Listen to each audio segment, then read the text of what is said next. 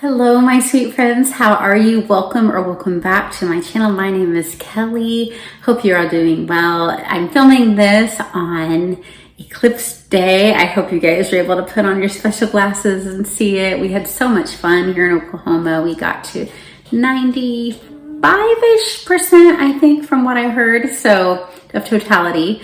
But yeah, it was a really great day and I'm here to do a book tag. I was tagged in the How Do We Rate Our Books tag by Flossy at the Grape Jelly Library. If you're not familiar with her channel, please go check her out. She's so sweet, so nurturing, always ends her video telling her viewers that she loves them. You'll just feel happy after watching her videos. So let's get into the prompts for this. This is the How Do We Rate Our Books book tag, which means we're just talking about how we kind of rate and view those books that we have read.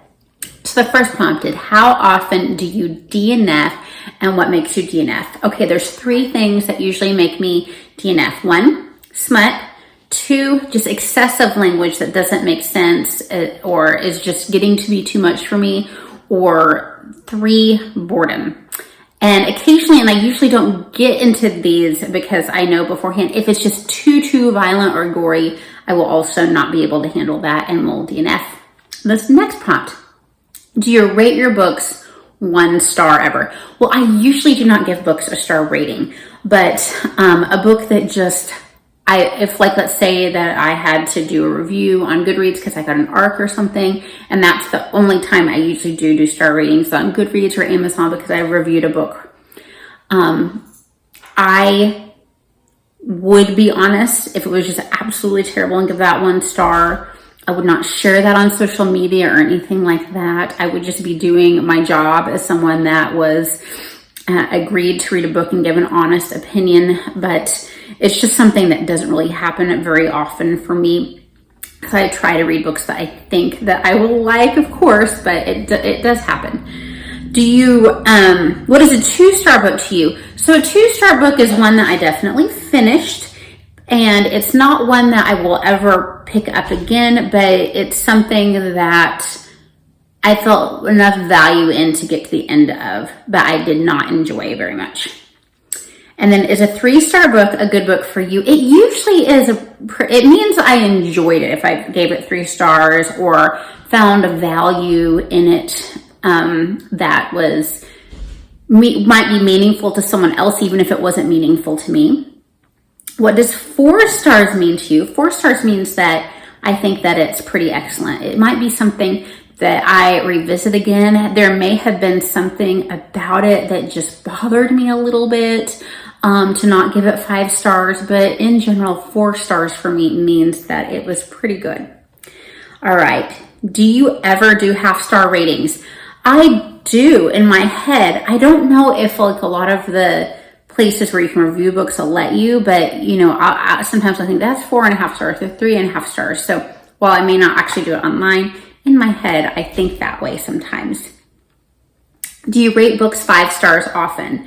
What do 5-star books do to make them rate that high? If I thoroughly enjoyed something enough to love it, even if it has lots of flaws, if I just loved it that much, of course, I'm going to give it 5 stars. If I just feel that way about it, of course, I'm not going to be overly critical of holding back my opinion by saying, oh, well, there was this little nitpick, this or there. I don't read quite that critically to be that way. And I would say that it's not too often that I rate them that high, but it's not a rarity either.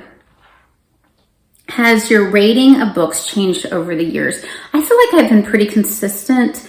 There are things like that.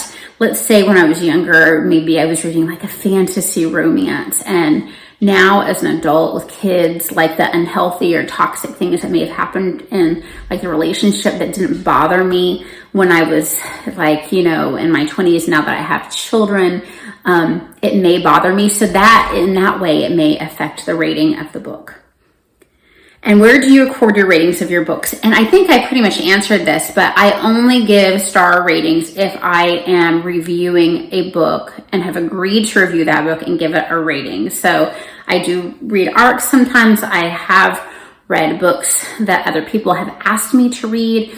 And so that has determined whether I give it a star rating or not. And so that would be on Goodreads and Amazon, and sometimes maybe Barnes & Noble, wherever the bookseller has or the publisher has requested that I put that information. So that's it for this tag.